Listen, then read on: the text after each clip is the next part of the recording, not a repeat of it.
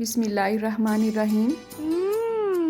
Tasty. जी हाँ, ये tasty सी और हेल्दी स्ट्रॉबेरीज बच्चों बड़ों सबकी ही फेवरेट होती हैं। लेकिन खाने से पहले इनको प्रॉपर तरीके से वॉश कैसे करना है ये बहुत कम लोग जानते हैं।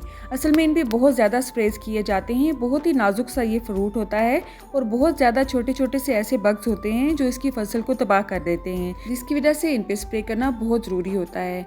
तो इस स्प्रे के असरात को हम कैसे ख़त्म कर सकते हैं, आज की वीडियो में हम ये जानेंगे। चलें आज की इस वीडियो का आगाज़ इस दुआ के साथ करते हैं कि अल्लाह आप सबका दस्तरखान सजाए रखे और हम सबको सेहत और ईमान का रिज़्क अता फरमाए। तो स्ट्रॉबेरीज को खुले पानी में एक दफ़ा अच्छी तरह से मैंने खंगाल लिया है। उसके बाद एक गहरा सा बर्तन आपने लेना है, उसे इतना भरना है जिसमें सारी स्ट्रॉबेरीज अच्छी तरह से डिप हो जाएं।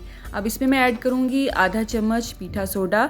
ये बेकिंग सोडा है, बेकिंग पाउडर नहीं है, ठीक है, जिसे खाने का सोडा मीठा सोडा भी कहा जाता है। तो आपने परेशान नहीं होना है कि खाने की चीज़ में हमने मीठा सोडा ऐड कर दिया है, ऐसी कोई बात नहीं है। खाने की अक्सर चीज़ों में हम मीठा सोडा इस्तेमाल करते हैं, जैसे कि पकौड़ों वगैरह में भी इसका इस्तेमाल किया जाता है।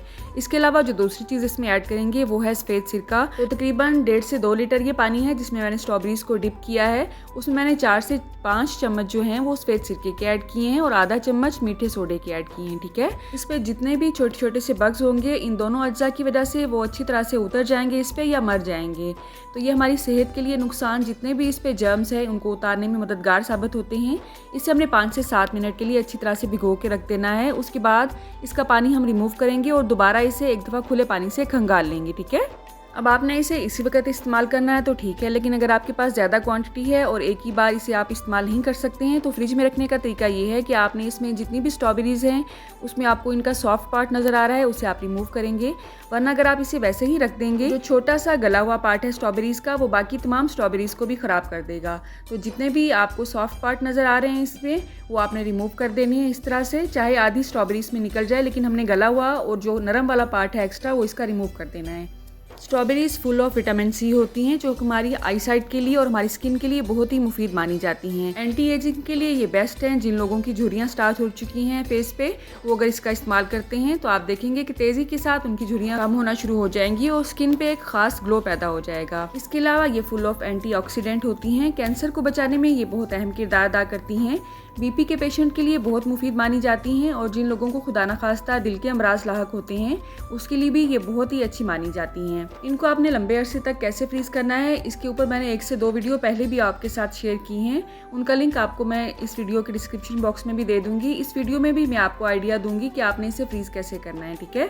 तो अभी हम देखेंगे कि आपने इन्हें फ्रिज में लंबे अरसे के लिए कैसे रखना है, क्योंकि ये इतना नाजुक फल होता है जिस दिन आप इसे लाते हैं अगले ही दिन इसमें फंगस लगना स्टार्ट हो जाती है अगर आप इसे इस्तेमाल नहीं करते हैं तो मैंने तमाम स्ट्रॉबेरीज़ को अच्छी तरह से साफ़ कर लिया है। इसके लीव्स भी उतार लिए हैं, जो इनका नरम पार्ट है उसे भी मैंने रिमूव कर लिया है। अल्हम्दुलिल्लाह ये तमाम स्ट्रॉबेरीज़ हमारे पास बिल्कुल फ्रेश हैं।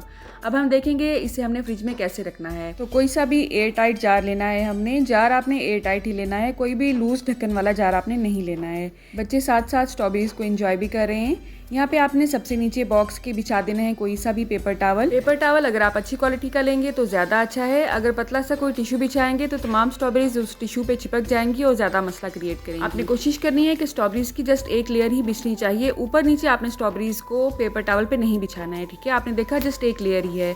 इसके ऊपर अब हम दोबारा एक और पेपर टावल रखेंगे। अब जो भी दूसरी या तीसरी हम लेयर बिछाएंगे स्ट्रॉबेरीज की वो पेपर टावल के ऊपर ही बिछाएंगे ताकि जो भी इसमें एक्स्ट्रा नमी है वो ये पेपर टावल जज़ब कर ले और नमी से ये स्ट्रॉबेरीज ख़राब ना होने पाएँ।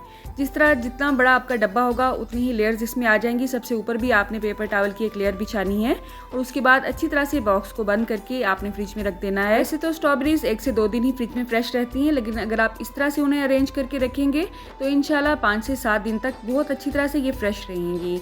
और बाकी जो स्ट्रॉबेरीज बची हैं इन्हें आप वैसे ही फ्रीज कर सकते हैं, किसी भी जिपलॉक बैग में रख के या किसी भी एयर टाइट बॉक्स में रख के आप इसे फ्रीज करें और मिल्क शेक या स्मूदीज वगैरह में आप इसे इस्तेमाल कर सकते हैं। आज का ये छोटा सा आइडिया अगर आपको पसंद आया है तो आपने कमेंट बॉक्स में एक छोटा सा रेड हार्ट जरूर भेजना है। मेरे लिए किसी भी इनाम से कम नहीं होगा। हम सबको सेहत और ईमान का रिस्क अता फरमाए और हम सब के रिस्क में कसरत से ज्यादा बरकत और आसानी अता फरमाए। रुके रुके सुने जाने से पहले वीडियो को लाइक कर दें, अच्छी लगी तो शेयर कर दें और सब्सक्राइब करने के बाद बेल का आइकन भी जरूर प्रेस करें। जज़ाकल्लाह। मेरी नेक्स्ट वीडियो तक अल्लाह हाफिज़।